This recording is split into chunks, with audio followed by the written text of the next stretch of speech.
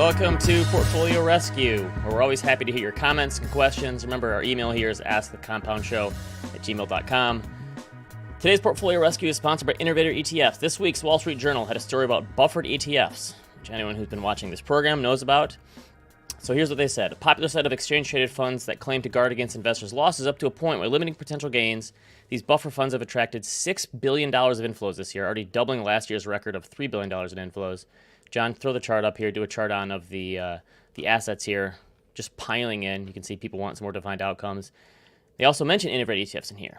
They say the JP Morgan Hedged Equity Fund 1 and the U.S. Equity Power Buffer ETF from Innovator Capital, two of the biggest funds in the space, are easily beating the market this year, down 6.3% and 5.7% respectively. John, do a chart on of the performance here, which kind of shows, you can see both of these hedged funds beating the equity market this year. They said during the first half of the year, both of these funds were down about 11% compared to 23% drop from the S&P.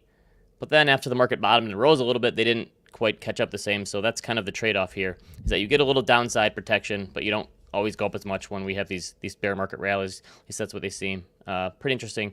Innovator tells me that they're closing in on $10 billion in assets under management, which is a relatively new firm still. Pretty interesting. They've brought in $3 billion this year alone, which is crazy. To learn more, remember, innovatoretfs.com. Duncan, a couple weeks ago, I mentioned that I didn't necessarily want the stock market to race back to all-time highs. Right? I said, I don't like this rally very much because I want people to be able to invest at lower prices. I wasn't making a prediction per se, but maybe more of a request to the market gods. And it looks like I got my wish. And because I think sometimes an extended bear market is a good. So we're on month 8 now. Right? It's September. The market peaked the very first day of the year. I think it's pretty safe to say we're in an extended bear market. John, let's do a chart on here. This is every S&P 500 correction since 2008 one got over. So you can see this is the number of trading days that they've gone. And the blue line you can see here is 2022. The only one that took longer to recover is 2011. So I guess if we recover in the next couple weeks, we could still beat that one potentially. But 2011 stocks were already going back up at this point. Right now they're going down again. We're in an extended bear market. You can see all these other corrections that we had in bear markets in the past had already made their money back up and gone back to all-time highs. You can see even the 34% drop from 2020, at this point, at this length of time, had already gone down that 34% and made money back and back to all-time highs. So this is an extended bear market. On last week's Animal Spirits, Duncan, I know a lot of people don't go in the YouTube comments. I put my hazmat suit on and I go into the comments because I'm a man of the people, right? I'm not one of these coastal elitists that won't check the comments. I look at them. And someone said, you guys are way too bearish lately. And now this is the first time in my life I've ever been called bearish, right? I've been labeled a permabull before, but never bearish. And I think what we're doing is we're just kind of reporting what's going on around us because the Fed has said in the last 2 weeks they're openly rooting for the stock market to go down. Interest rates are rising. Inflation is at 9%. There's plenty to be negative about right now. My whole thesis on life, though, is that we get through stuff, and this too shall pass. So I think it's, and I wouldn't even consider myself being bearish. I'm just trying to be realistic. But I think my whole thing on this is it's okay to be bearish. It's not okay to stay bearish. That's the problem for too many people is they get bogged down in the negativity, negative headlines, and it seems like there's a lot of negativity these days. I think the problem is when you get stuck in that mindset and don't realize that we'll get past this. We always do. But I think the longer-term bear market, it's good if you're saving money. Just keep putting money in. I mean, you're pointing out negatives in the market and that the market, has a bunch of hurdles to face. But it's not like you're shorting the S&P or anything. No, I'm still following my rules. I'm still following my plan. Same thing. Just kind of trying to point out what's going on. Right. Okay. This is probably the only time I've ever called bearish in my life. So I'm gonna take it. Maybe I'm gonna read Zero Hedge today at lunch. I don't know. We'll see. First time in a while. Let's read Maybe the first we have question. you do the next show wearing a bear suit. All right. First question. Okay. Up first today, we have a question from Will. This is a long one, but a good one.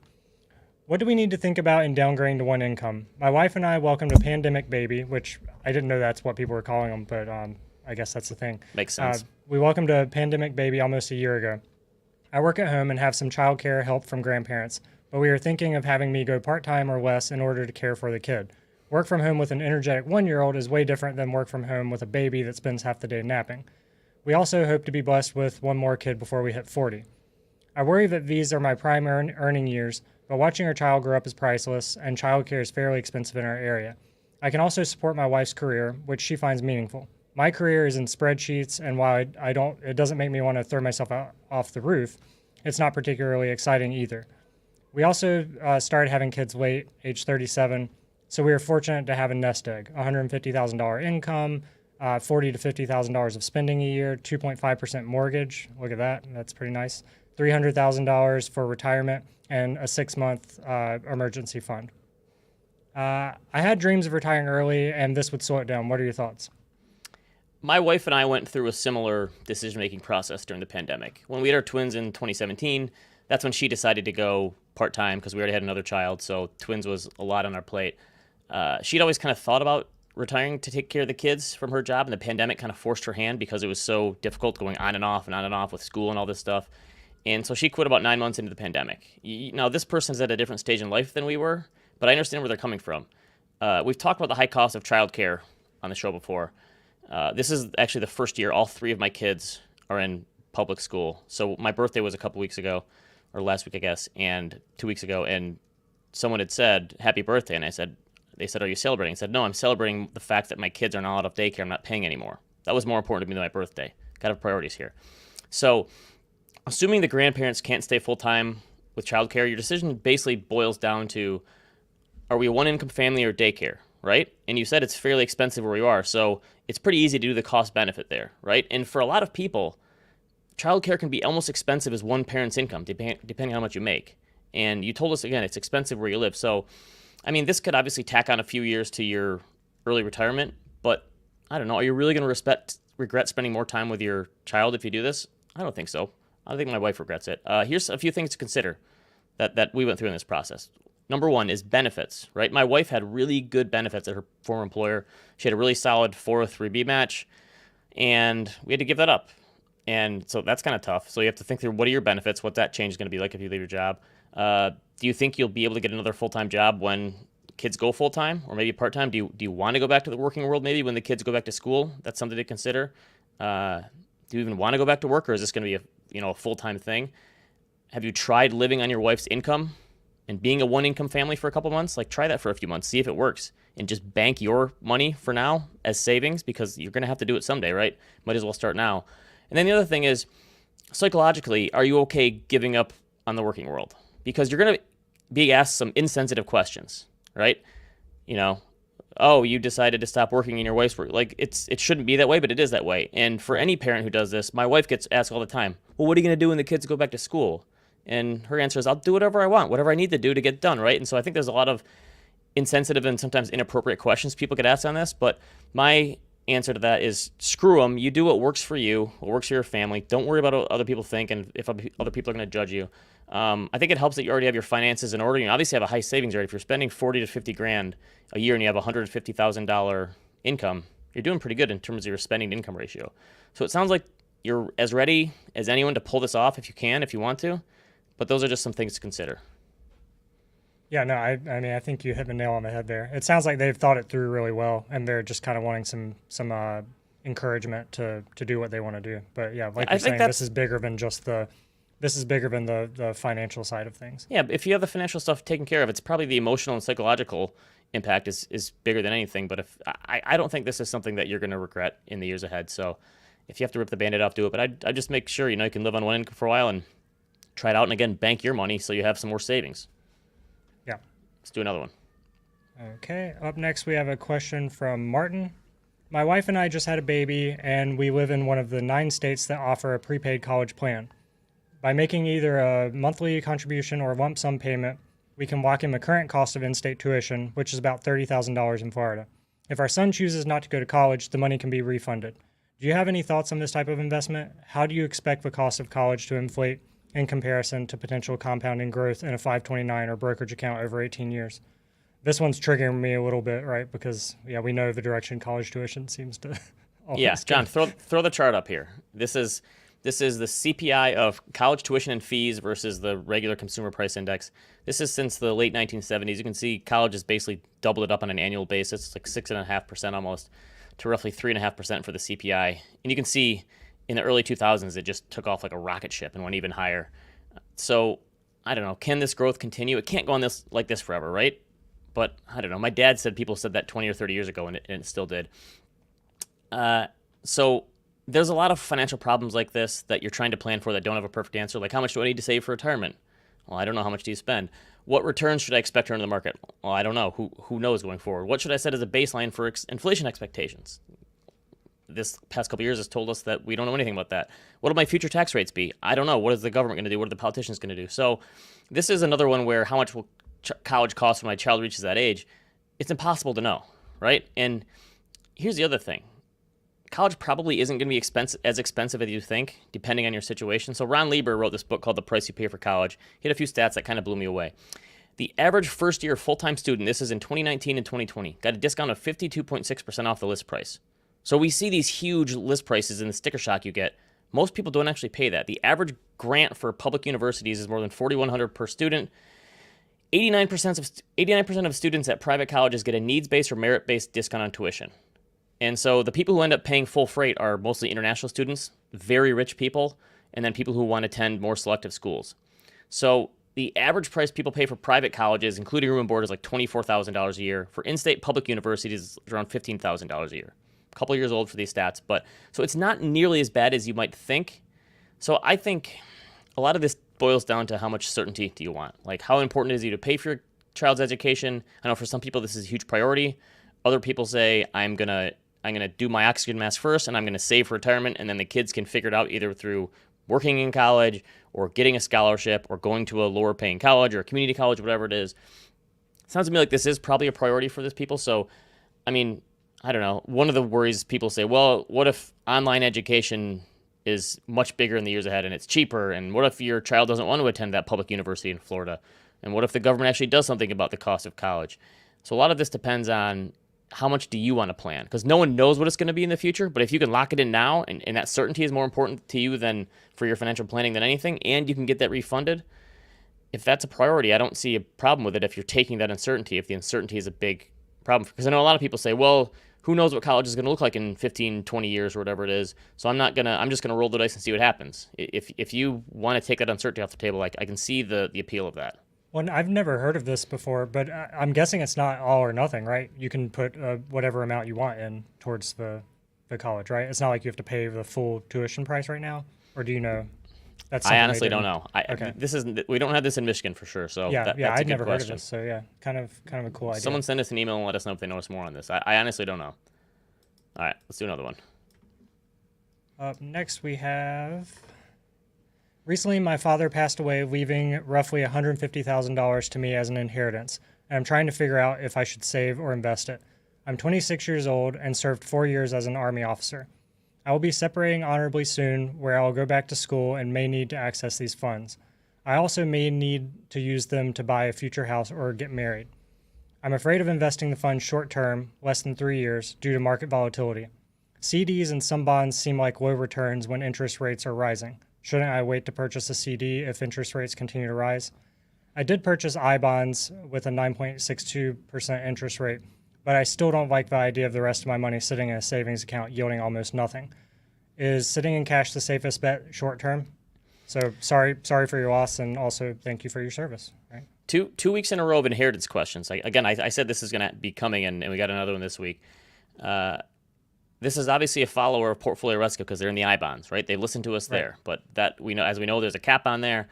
The good news is this person has their risk profile and time horizon figured out, right? They know this is short-term money. They don't want to take a huge risk. They want to earn a little bit of yield, but they don't want to risk. And again, we talked about the emotional baggage behind this because this is an inheritance. It could have a little more to it behind it. So this person sounds like they got the good first step. The bad news is, for a lot of investors, the Fed is raising interest rates and they're trying to bring the stock market down. But the good news is for savers is that those interest rates mean higher yields that you can earn. So John, do a chart on of the Treasury yield curve here. You can see, especially on the short end, interest rates have come up a lot. So at the beginning of the year, we're talking a handful of basis points for 3-month Treasuries, which is basically the short-term T-bill rate. It's like 3% now. It's gone up almost a full 3% on the year. A lot of short-term yields for Treasuries are now yielding more than long-term, and that is the biggest bang for your buck right now because the Fed is raising rates and long-term rates aren't going up as high. So the reason this matters is because short-term bonds have much less interest rate risk than long-term bonds, right? In the past, investors were being forced out on the risk curve. That's not the case anymore. Now it's the opposite. Rates are higher on short-term bonds than long-term bonds, and it's like you're being paid to take less risk. This is a good thing if you're looking to save cash or cash equivalents, especially if you're looking for safety of principal. So here's some simple options we've talked about before. SHY is the iShares 1 to 3 year Treasury ETF. I looked today, the average yield to maturity is 3.5% on that fund. That's higher than the rate you get on TLT, which is a 20-plus year bond market, which is down 20 or 30% right now from the highs. You could also look at muni bonds, so like the iShares short-term muni bond fund, I think it's SUB. That shows an average yield to maturity of 2.4%. So depending on your tax rate, we could do a tax equivalent yield where we back it out if this is in a taxable account. We're talking probably 3 to 3.5% on a tax equivalent yield, depending on your tax rate.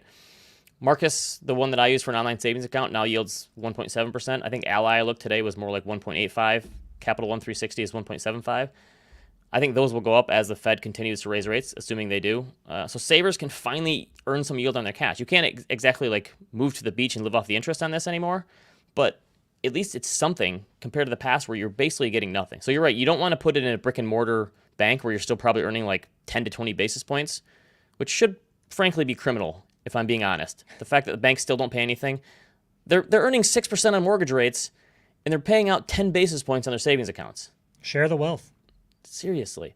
Yeah. I mean, you do still have to deal with a high inflation rate, but I mean, compared to the 0% you're earning years ago, I'd say don't accept anything below 2.5% to 3% if we're talking short-term bonds. And again, you could match up the duration of the bonds now with your actual maturity of when you want to spend this money. So like I said, there's a 1 to 3 year Treasury. You can kind of match it up. So anything below 2.5% or 3% today probably doesn't make sense if you're looking for a short-term something or a CD. My question for another day is, with stocks and bonds both down double digits in the last year, will more investors now start allocating to cash or short-term bonds? I think that'll be interesting to see. That's a question for another day. But there's another element here. This person is leaving the military.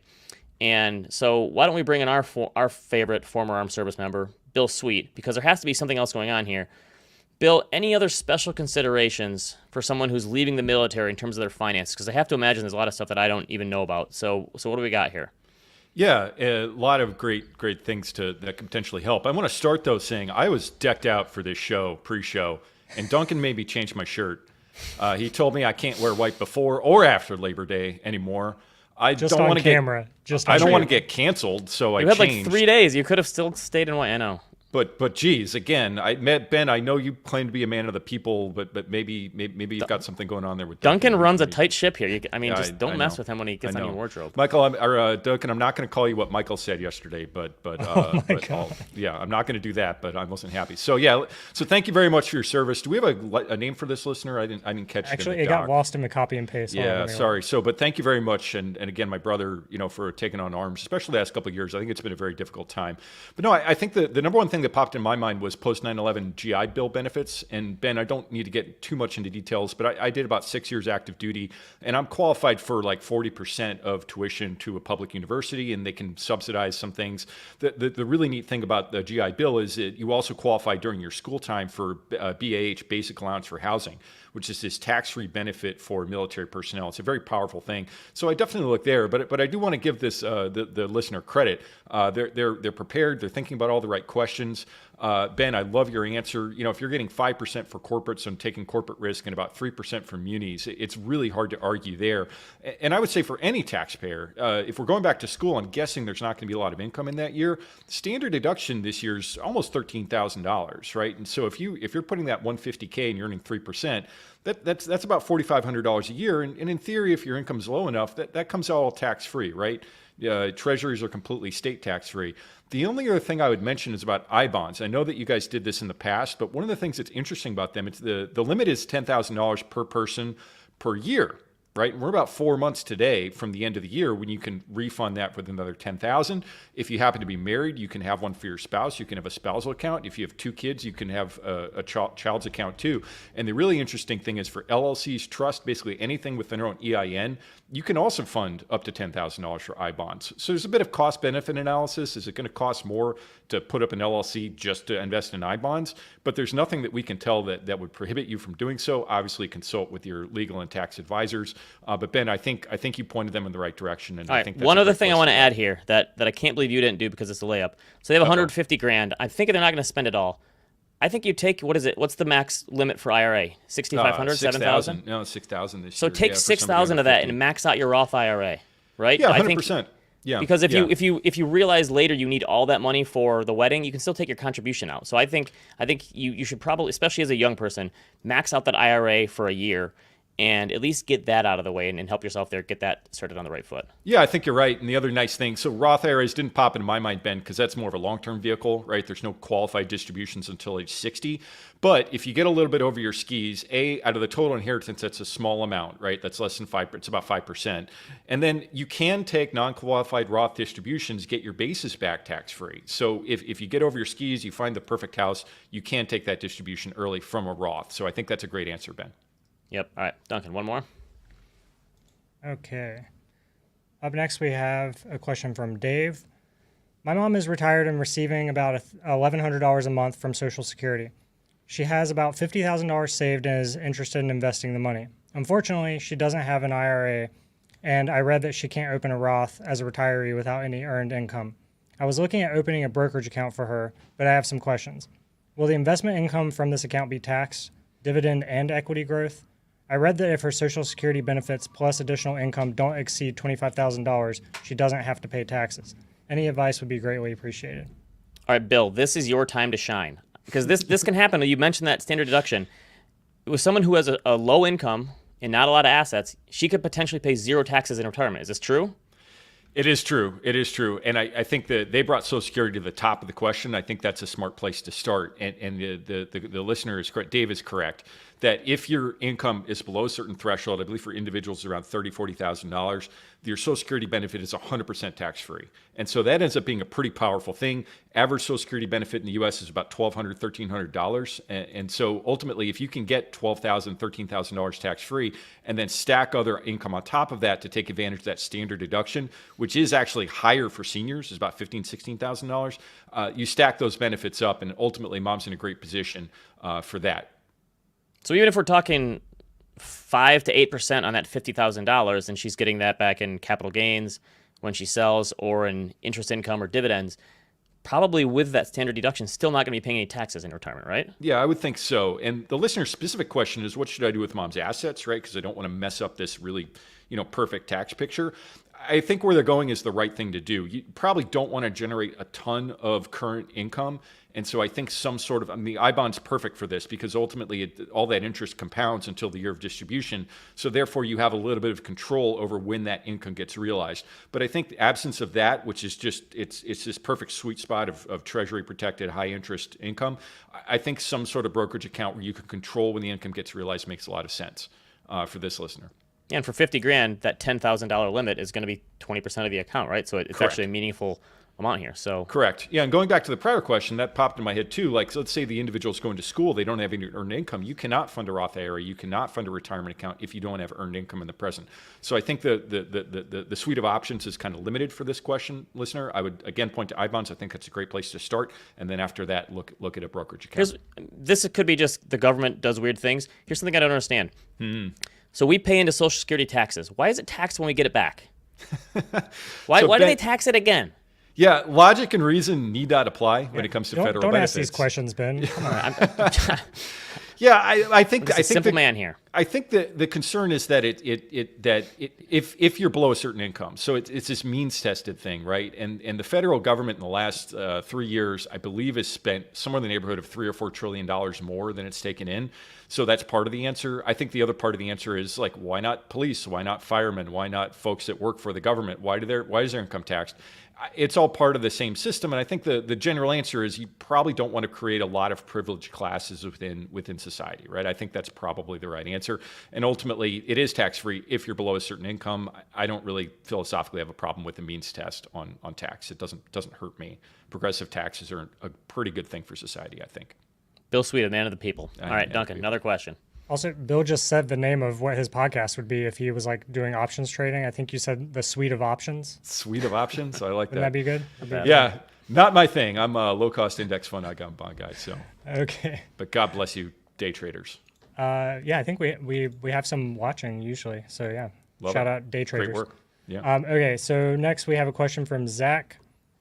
I was listening to your episode on real estate being an inflation hedge, and I heard Bill Sweet talk about the tax advantages of doing a 401k rollover into a Roth account during a market downturn.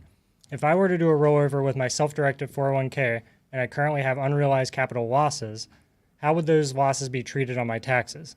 Could I use that loss to offset any capital gains I might have from other investments? If so, would offsetting be treated differently for short-term or long-term capital gains? All right, Bill, the people are listening here. They want that succulent tax-free withdrawal from a Roth. Now, I assume people who have just started making contributions in the last couple of years, those are the people who are going to have some losses, and they're the ones who want to roll them over. So how does this work? Because it's all, you think it's segmented, but it's all one pool. So how does this work for offsets and other stuff here? Yeah, very succulent. Again, this is a dangerous episode here. We're getting some really uncharted territory when it comes to taxes. But, Ben, we got to back the truck up. When we're talking about tax accounts, there's really two different types in the world, right? There's tax qualified, and your Roths go in there, your 401ks, your traditional IRAs go in there. The theory there is any income, any distributions, any capital gains, anything that's going on in the account doesn't get taxed until you distribute the asset.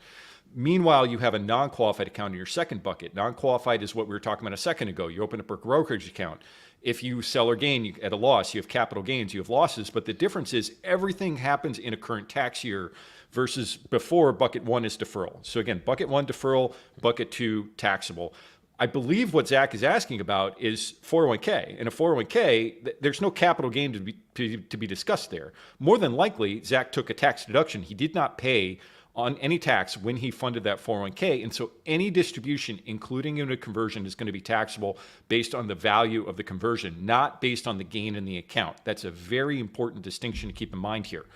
And then ultimately what we get from that is tax-free growth in the Roth, right? So there's a trade-off. But the ability to right, so the taxes really are paid powerful. either way, whether those gains or losses. That's what I'm getting at. Yeah, so I don't think capital losses in a 401k are a thing at all because the benefit of using these tax-deferred vehicles, including Roths, is you're not paying tax when the income is received. Therefore, the capital gain is probably moot, and therefore this question is not terribly relevant unless we're talking about funding a Roth IRA from non-qualified assets, which I don't think was the question. Right. So the point is, if you're going to do that rollover, you're just going to want to make sure you're having the ability to pay the taxes that you already deferred in the first place. That's it, 100%. And point of privilege, when you're doing this, if you are doing a conversion from a 401k, from a traditional IRA to a Roth, you really want to make sure that you're paying the tax from outside the account. Because ultimately, if you're paying tax, if you're doing a tax withholding on the conversion, that just means you're not converting the whole balance that you possibly can. Just do a smaller amount, right? So if you're thinking about, okay, $10,000 is what I can afford, I'm going to pay out $2,500 in taxes, convert over $7,000, do the lower conversion, and then pay for that with non-qualified assets. Do not tax withhold on a Roth conversion if you can help it. Also, credit to Duncan here. He's paying attention. He said, I think this person is thinking about it the wrong way when they're doing this rollover. Duncan spotted this one beforehand. He so smelled it. Yeah, I know. We're proving Michael wrong. You smelled that from 1,000 miles away. nice work, Duncan. All right, Good one work. more question. I took a practice, what is that intro exam that you have to do for finance, the SIE or something? I can't remember. I took a practice one recently and got like a 50. Sorry. Wow. That's great. All right, 3 years. 3 years at the firm last week. Exactly, Congratulations. Yeah. We're getting there. Okay, so last but not least, we have a question from Kendall. And this one is going to make a lot of us that live in very expensive places very jealous. I'm 22 and live in rural Missouri, one of the cheapest places to live in the United States. Not to brag, but my rent for a studio apartment is $300 a month. I max out my Roth IRA, which is my sole retirement account, and will fulfill my retirement goals. No 401k option at work.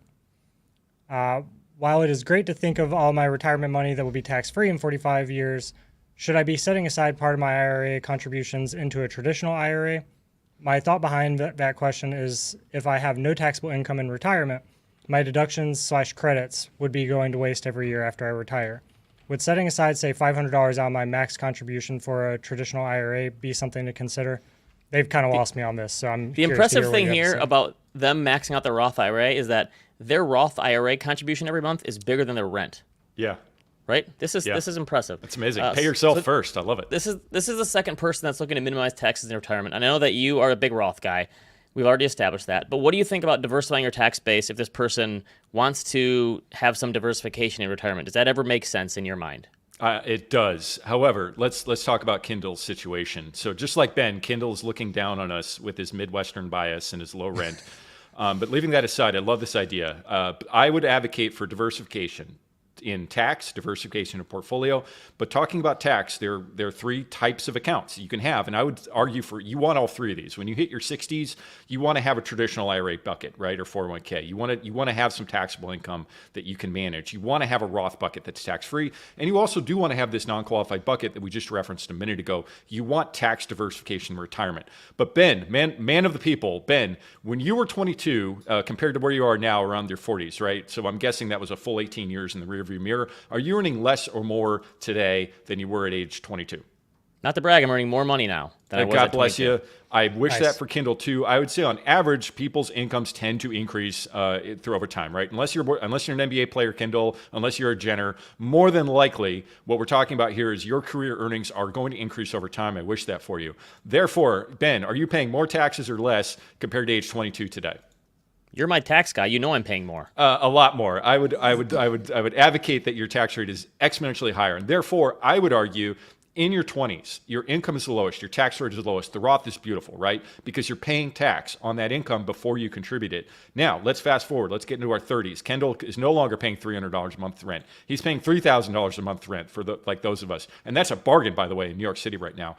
And now at that point, when you're making 60, you're making 70, you're making $100,000 a year. God bless you if you can make it that far. Now your income is being taxed at 30%. Maybe you move to New York, it's getting taxed at 40%. That's the time when you want to do this traditional IRA because your tax rate's higher.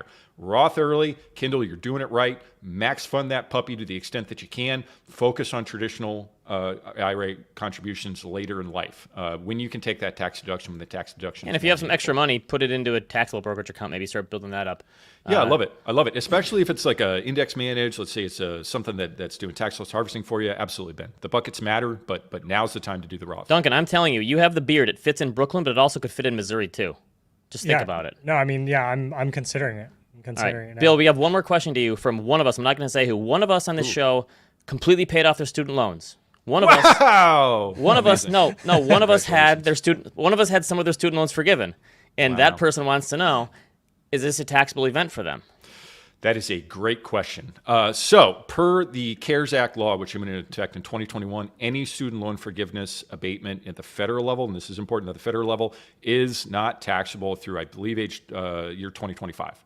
So the answer is no. Assuming this Biden program survives the courts and legal challenges, then no, it will be not taxable. However, and there's always a catch, there are a bunch of states that deconformed with the federal law, and so it's possible in up to 14 states right now per early analysis that the state may apply tax unless the legislators change. How about New York? New York complies generally, and so I believe that New York will not be taxable as income, but follow up with me on that in December. I'll be back on Portfolio Duncan. Rescue. Okay, cool. right. I've already spent that $10K on a Ford GT, so That's great. why I was making sure. I love it. I love it. All right. Let's move to Also, I Missouri. found out what are we doing here? God. Our question 3, our Army officer is Richard. So Richard, thank you, Richard, thank you very much. I'm sorry about your dad. Sorry to hear about that, but Richard, thank you for keeping us safe. All right. Thanks, as always, to everyone in the chat. We appreciate you guys following along, making comments. Thanks to Bill. Like Ben's as dad, usual. Honest Big Abe Abe is here Lincoln with fan. me. Yep, in New York. Happy Labor Day to those who celebrate, too, and are bringing kids back to school. I am. It's good Perfect. times. Yes. Is that what it's for? That makes sense to me. It is. If you're watching on YouTube, subscribe button, podcast, leave us a review. Keep those questions and comments coming. askthecompoundshow@gmail.com. New Compound and Friends should be out tomorrow, and we will see you next week. Happy Labor Thanks, Day. everyone.